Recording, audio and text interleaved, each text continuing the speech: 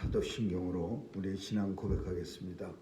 전능하사 천지를 만드신 하나님 아버지를 내가 믿사오며 그 외아들 우리 주 예수 그리스도를 믿사오니 이는 성령으로 잉태하사 동정녀 마리아에게 나시고 본디오 빌라도에게 고난을 받으사 십자가에 못 박혀 죽으시고 장사한 지 사흘 만에 죽은 자 가운데서 다시 살아나시어 하늘에 오르사 전능하신 하나님 우편에 앉아 계시다가 저리로서 산 자와 죽은 자를 심판하러 오시리라. 성령을 믿사오며 거룩한 공회와 성도가 서로 교통하는 것과 죄를 사하여 주시는 것과 몸이 다시 사는 것과 영원히 사는 것을 믿사옵나이다. 아멘. 사랑과 은혜가 풍성하신 하나님, 오늘도 주의 전에 나와 주님이 허락하신 새날을 예배로 시작하게 하시니 감사합니다. 오늘도 온종일 주님과 동행하는 발걸음 복되게 하여 주옵시고 서 있는 자리가 성전됨을 깨달아 하나님 찬양하며 오늘 하루도 충만한 은혜 속에 살게 해 주옵소서. 오늘도 하나님 백성들 강건하게 지켜주시고 세상의 위협과 또 바이러스의 위협으로부터 넉넉하게 지켜 주옵소서. 오늘도 하나님 앞에 올려드리는 간구마다 응답받아 이 땅에서 이루어지는 것 보게 하시고 하나님의 영광을 찬송하게 하여 주옵소서. 하나님 아버지, 우리의 가정, 직장, 사업체 위에 축복해 주셔서 하나님께서 맡겨주신 사명 감당하기에 부족함 없도록 은혜가 풍성함을 누리게 하여 주옵소서. 하나님, 미국 땅, 한국 땅 하나님께서 온 나라를 지켜주시고 또 하나님의 사명을 잘 감당하는 귀한 나라들로 인도해 주옵소서. 선교사님들 지켜주시고 저들의 귀한 사명 통해서 주님 오시고자 하신 그날이 속히 도래하게 하여 주옵소서. 오늘도 병상에 있는 주의 백성들이 몸이 아파 주님의 은혜를 간구하는 저들에게 하나님의 치유와 위로가 있게 하여 주옵시고 병상이 하나님 만나는 은혜의 자리 되게 해 주옵소서. 오늘도 온 교회를 축복하시고 하나님의 권세와 능력이 있게 하여 주옵소서. 감사드리며 예수님 이름으로 기도합니다. 아멘. 우리 찬양 447장 부르시겠습니다.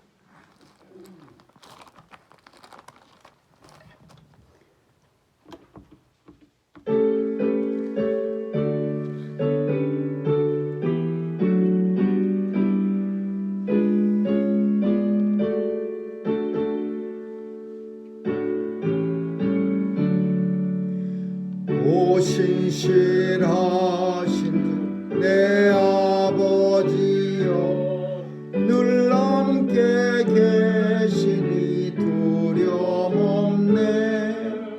그 사랑 편찮고 날 지키시며 어제나 오늘이 한결같네.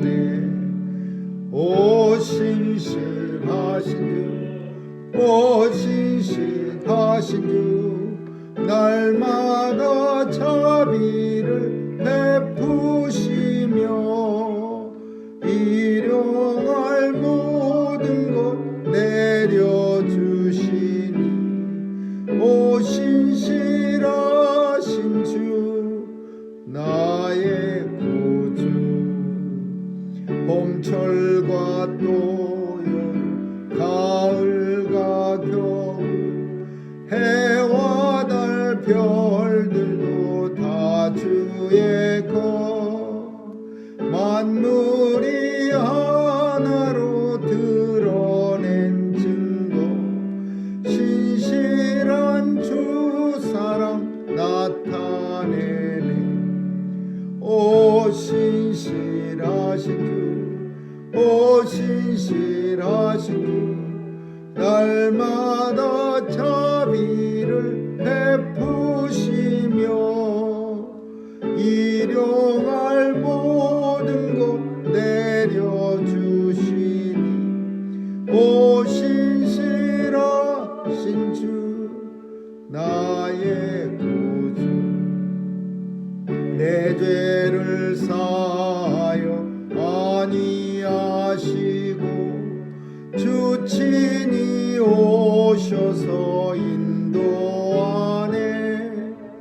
오늘의 힘되고 내일의 소망 주만이 만복도 내리시네.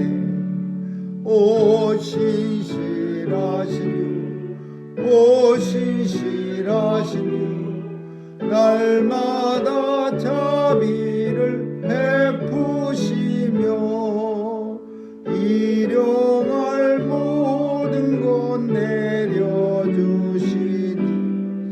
오 신실하신 주 나의 구주. 아멘. 하나님 말씀은 시편 147편 보겠습니다. 시편 147편입니다. 우리 1절에서 12절까지 한 절씩 교대로 읽습니다. 할렐루야. 우리 하나님께 찬양함이 선함이요 찬송함이 아름답고 마땅하도다. 여호와께서 예루살렘을 세우시며 이스라엘의 굳은 자를 모으시고 상심한 자를 고치시며 저의 상처를 싸매시는도다. 저가 별의 수염을 제수하시고 저희를 다 이름대로 부르시는도다. 우리 주는 광대하시며 능력이 많으시며 그 지혜가 무궁하시도다. 여호와께서 겸손한 자는 붙드시고 악인은 땅에 엎드려 뛰시리로다. 감사함으로 여호와께 노래하며 수금으로 하나님께 찬양할지어다. 저가 구름으로 하늘을 덮으시며 땅을 위하여 길을 내게 하시며 산에 빛이 나게 하시며 들짐승과 우는 까마귀 새끼에게 먹을 것을 주시는도다. 여호와의 말에 힘을 들고 아니하시며 사람의 다리도 기뻐 아니하시고 자기를 경외하는 자와 그 인자하심을 바라는 자들을 기뻐하시는도다. 예루살렘아 여호와를 찬송할지어다. 시온아 네 하나님을 찬양할지어다. 아멘. 거기까지 읽겠습니다.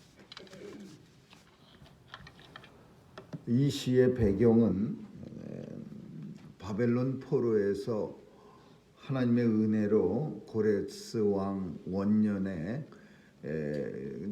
고국으로 예루살렘으로 돌아온 후에 작자 익명의 시편 기자가 이 시를 쓴 것으로 그렇게 추정하는 시입니다. 바벨론 포로가 70년인데 사실 70년보다 더 오랜 기간을 바벨론에서 포로로 잡혀 있었습니다. 그러다가 이제 하나님의 은혜로 첫 번째 풀려난 사람들이 딱 70년입니다. 그래서 그 7일의 후에 이제 그 몇몇 느헤미야와 함께 대표자들이 이제 조국으로 풀려납니다. 얼마나 참 그 감개가 무량하겠습니까? 뭐 한 36년쯤 압박을 받다가 해방이 돼도 그냥 감격해서 목이 터질 터인데 70년 동안이나 끌려갔다가 다시 자기 조국에 돌려보내질 때 그때 그 하나님의 은혜 또 자기의 예루살렘을 바라보면서 그 감격해서 쓴 시가 오늘 우리가 읽는 이 시입니다. 그래서 그런 감동을 가지고 그런 감격을 가지고 이 시편 기자는 이 시를 쓰는 겁니다. 할렐루야. 우리 하나님께 찬양함이 선함이요 하나님 찬양이 선한 일이다. 선한다는 표현은 착한 일을 한다 그런 뜻. 하나님 찬양이 착한 일이다 이런 거 아니고 선하다라는 성경 속의 표현은 항상 하나님 말씀대로 산다라는 의미를 가지고 있습니다. 그래서 이 세상의 선과 악의 구별을 성경적으로 우리가 한다면은 선한 사람 이렇게 말할 때 그 표현은 세상적으로 무슨 착한 일을 많이 하는 사람 이런 표현이 아니라 하나님의 말씀을 따라 사는 사람을 선한 사람이라고 하고, 악한 사람 그러면 하나님 말씀대로 살지 않는 사람, 그게 악한 사람이요. 아담과 하와가 하나님의 말씀을 순종해서 에덴 동산에서 정말 모든 동산의 과실은 먹되 동산 중앙에 있는 선악을 알게 하는 나무의 과실만 먹지 않았다면 그게 선한 일이야. 하나님 말씀을 지키는 일이야. 그러나 그 과실을 먹음으로써 이거는 악한 일이 되고 하나님 앞에 벌을 받아, 징계를 받아 죽게 되는 거죠. 정령 죽게 되는 거예요. 근데 찬양을 불러드리는 게 선함이요라고 하는 것은 하나님 앞에 하나님의 말씀이야. 당연한 게 하나님 앞에 하나님께 찬양하는 게 너무나 하나님 말씀을 지키는 일이고 당연한 일이고, 찬송함이 아름답고 마땅하도다. 하나님 찬송이 이 세상에서 가장 당연히 이루어지는 일, 당연한 일이고, 그리고 그 일이 아름다운 일이야. 이게 평범한 일입니다. 이거는 누구나 다 쉽게, 하나님 찬양이 얼마나 아름답고 마땅합니까? 그러나 이게 아름답지 못할 때가 있었고 마땅하지 않을 때가 있었어요. 그게 언제냐? 포로로 끌려갔을 때는 그 당연한 일, 하나님 찬양하는 게 마땅하고 아름다운데도 그 아름답고 마땅한 일조차도 포로 생활을 하면서는 마음대로 하지 못했던 거예요. 그래서 그 포로가 이제 끝나고 나가고서 조국에 돌아와서 무너진 성전을 이제 건축하면서 느헤미야야, 에스라 이런 사람들에 의해서 그 초라한 성전이야. 그래갖고서 막 예전에 솔로몬 성전의 아름다움, 영화로움을 봤던 노인네들은 그 정말 초라한 그런 학고방 같은 성전 지어진 걸 보면서 대성통곡을 했고, 그리고 젊은 사람들, 한 번도 성전을 구경하지 못한 사람들은 고국에 돌아와서 성전이 지어진 걸 보고 그냥 기뻐서 날이 새도록 춤을 추는 거예요. 서로 그 느껴지는 감동이 틀린 거예요. 근데 이 하나님 찬양이 너무나 그냥 우리는 흔히 할 수 있는, 그냥 아무렇지도 않은데 그 찬양하는 게 이게 얼마나 아름답고 이게 얼마나 당연히 마땅하도다라고 표현하는 거는 그렇게 하지 못했고 그렇게 느끼지 못했던 삶에서 이제 해방이 되었다, 그런 의미를 가지고 있는 거예요. 우리도 매일 모여서 우리는 마음껏 하나님 말씀 듣고 찬양하지만 정말 강압적으로 어떤 사탄이 나타나서 우리에게 한 몇 달, 몇 년을 갖다가 교회 못 가게 하고 찬양 못 부르게 하다가 어느 날 찬양할 수 있는 기회가 생겨서 찬양을 하면요, 그러면은 얼마나 그게 감격하겠습니까? 그냥 저절로 눈물이 뚝뚝 떨어지고 그냥 교회 가서 이렇게 앉아 있는 것만으로도 아주 그냥 감개가 무량하죠. 예전에 제 기억에도 올해도 아니고 그저 한 몇 주입니다. 한 4, 5주 군대에서 훈련 받을 때 훈련병들은 교회를 안 보내요. 지금은 안 그렇지만 옛날에는 훈련병 때는 교회도 안 보냈습니다. 그래갖고 한 7, 8주 돼서 이제 훈련병 끝날 때쯤 돼서 교회를 이제 보내주는데 그 한 2달여 만에 교회를 가서 탁 앉아 있는데 얼마나 그냥 믿음도 그렇게 많지 않던 청년 시절에 눈물이 펑펑 나고 그냥 교회에서 그냥 앉아 있는 것만으로도, 그 목사님 설교는 기억도 안 나고 교회에 앉아 있는 것만으로도 그냥 은혜가 충만했어요. 그리고 그 교회 끝날 때 그냥 가기 싫은 발걸음, 그냥 일어나기 싫어갖고 몸부림을 치다가 쫓겨나기도 하고 그런 기억이 있는데, 얼마나 그 이스라엘 백성들이 70년 포로 생활 끝내고 자기 조국에 와서 성전을 바라보면서 찬양할 때 이 감격했을까, 그런 생각을 합니다. 하나님께서 예루살렘 세우시고 하나님의 이스라엘 흩어진 백성들을 모아주셨다. 뿔뿔이 디아스포라가 그때서부터 된 거예요.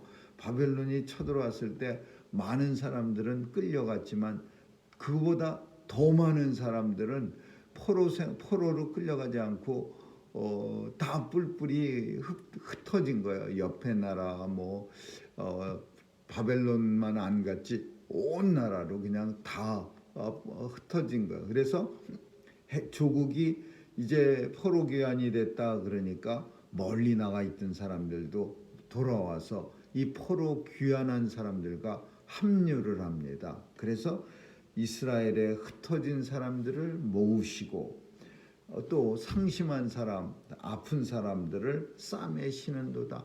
얼마나 마음이 아프겠습니까? 그 조국을 잃고 유랑하는 삶을 살던 사람들이 그 조국 땅에 모였으니 그 사람들의 마음을 하나님께서 어루만져 주시는 거예요.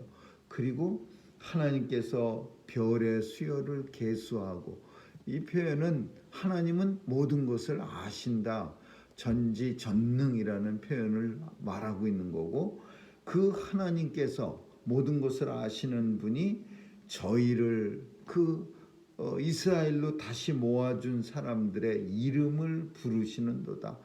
그 한 사람 한 사람 그냥 많은 때로 이렇게 하나님이 바벨론에서 떼거리로 부른 게 아니라 또 이방에 흩어진 사람들을 뭉태기로 부른 게 아니라 한 사람 한 사람 그 이름을 불러주시면서 불러 모아주신 거예요.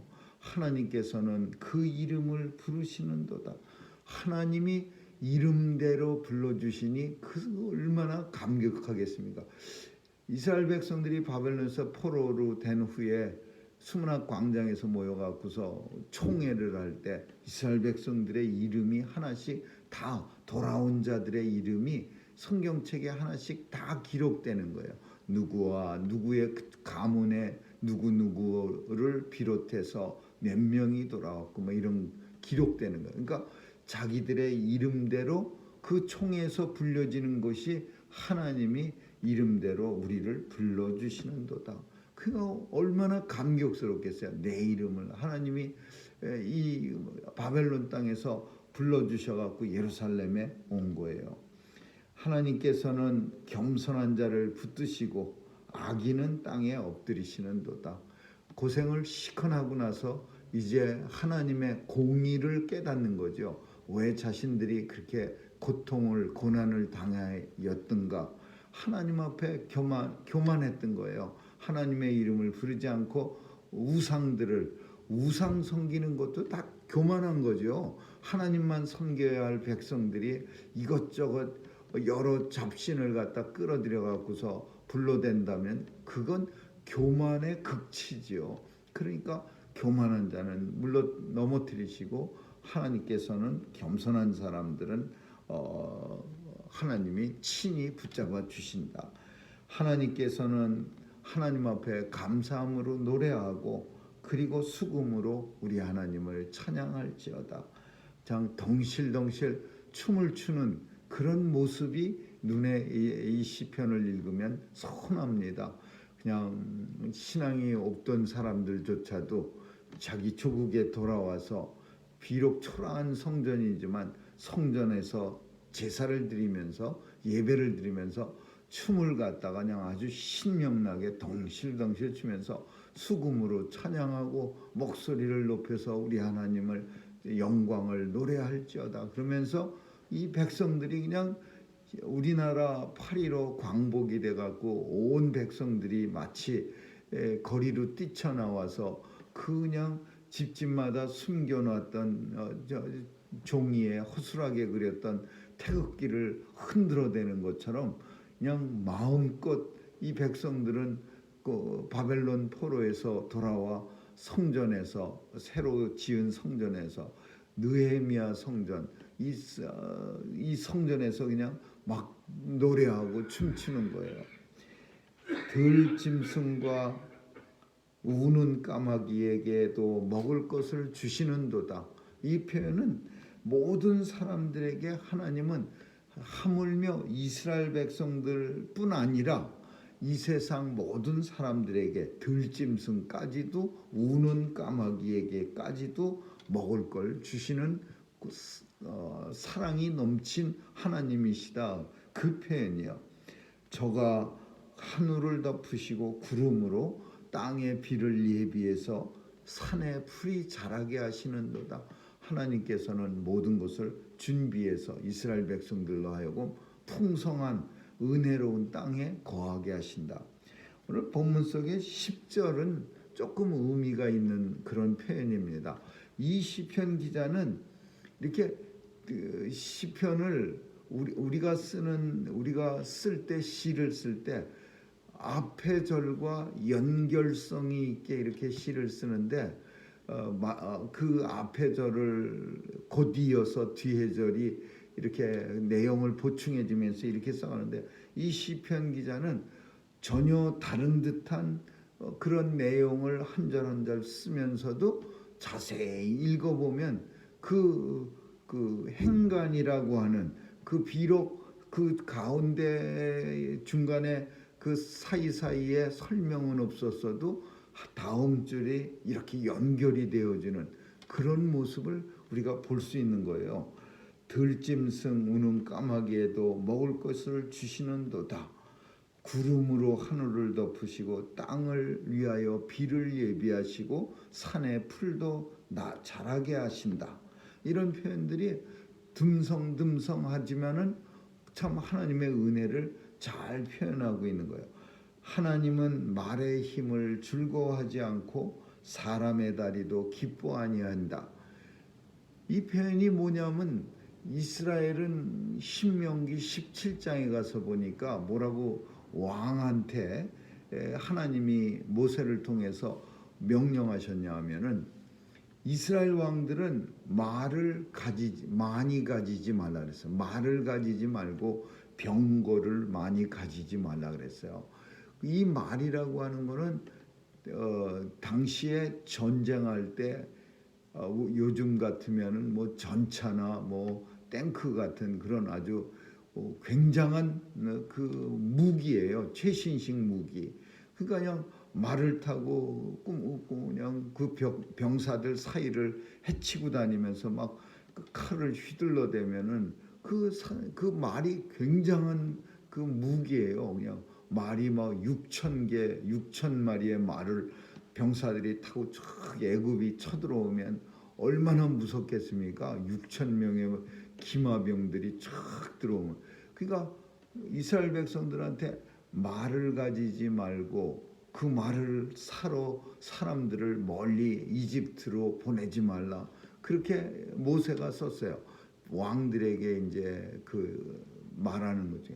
이게 뭐냐? 이스라엘은 말의 힘을 빌리는 게 아니라 하나님의 힘을 빌려서 그 존재하는 나라다라는 거예요. 사람의 다리도 하나님이 기뻐하시지 않는다. 내 힘을 믿는 그런 사람들이 모여서 이스라엘을 지키는 게 아니라 하나님의 힘으로 하나님의 능력으로 지키는 나라다 그런 뜻이죠. 근데 그렇지 않았어요.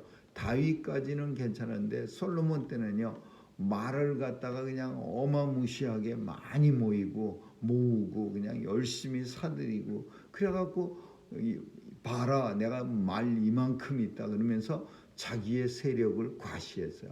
금방 하나님 말씀을 안 듣는 거예요. 그리고 아합 때는 하나님이 무너진 여리고 성에 그 커다랗게 구멍난 데를 거기를 다시 건축하지 말라 그랬어요.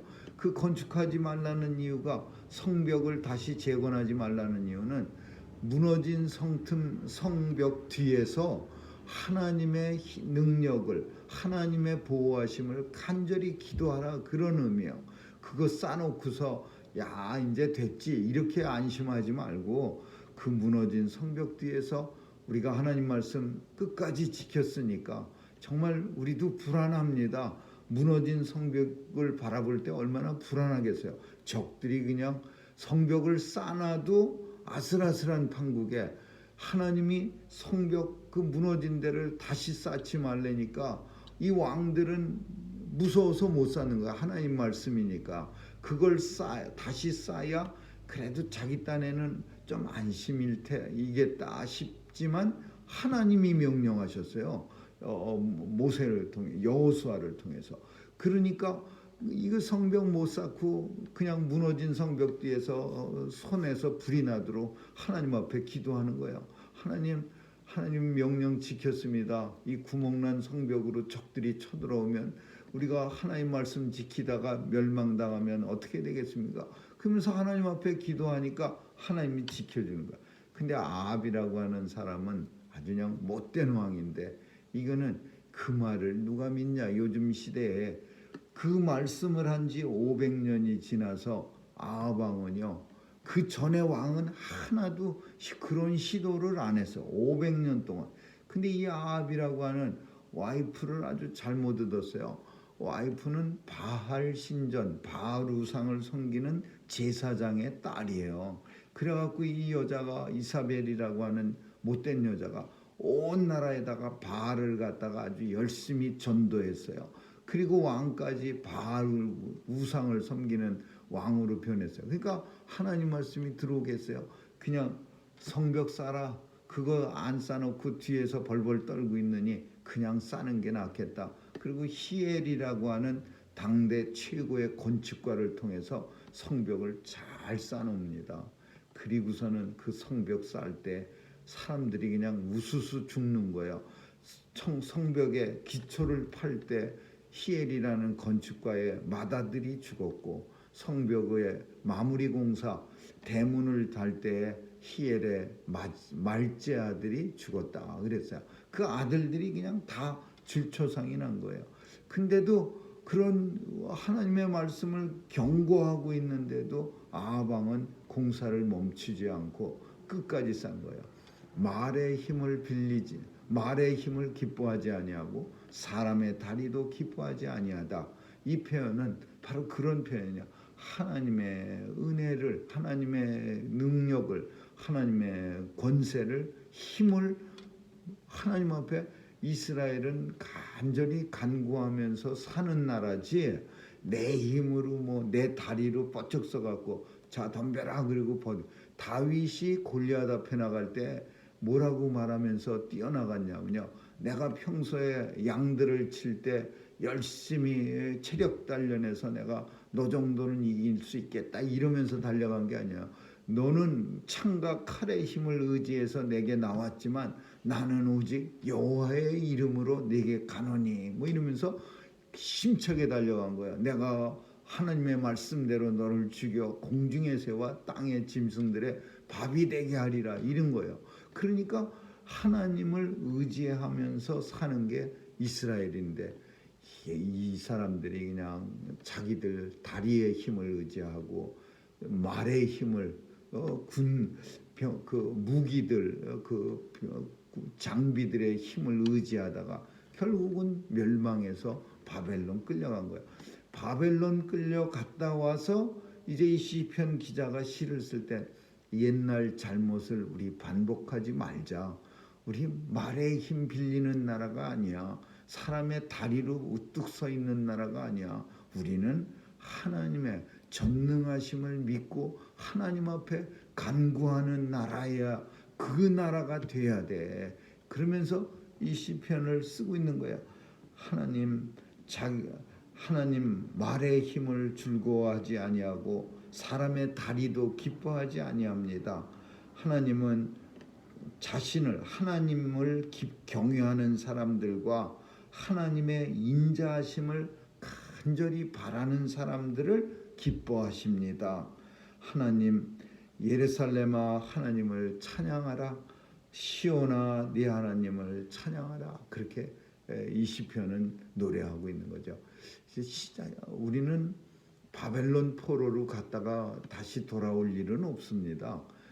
이제는 그런 일은 없지만 바벨론 포로라고 하는 영적인 의미 속에서는 죄에게 포로로 잡혀갔다가 거기서 풀려났다라고 하는 의미는 하나님의 자녀가 되었다라는 거예요.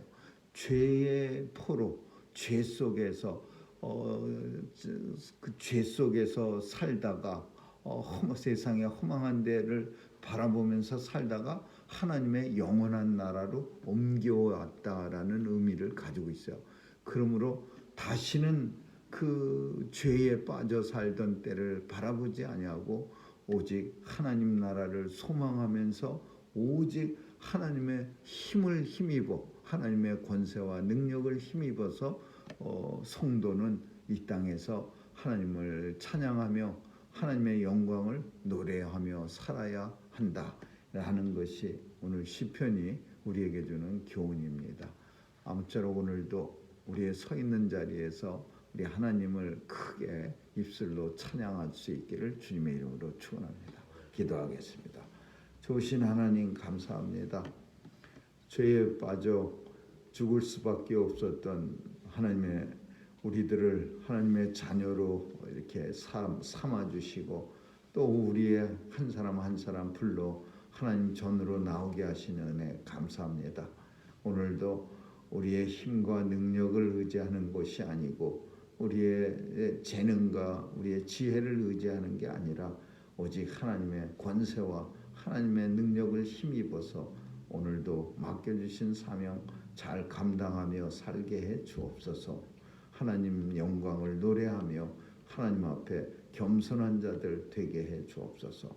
감사드리며 예수님 이름으로 기도합니다. 아멘. 주기도문으로 마치겠습니다. 하늘에 계신 우리 아버지여, 이름이 거룩히 여김을 받으시오며 나라에 임하옵시며 뜻이 하늘에서 이룬 것 같이 땅에서도 이루어지이다. 오늘날 우리에게 일용할 양식을 주옵시고 우리가 우리에게 죄 지은 자를 사하여 준 것 같이 우리의 죄를 사하여 주옵시고 우리를 시험에 들게 하지 마옵시고 다만 악에서 구하옵소서. 대개 나라와 권세와 영광이 아버지께 영원히 있사옵나이다. 아멘.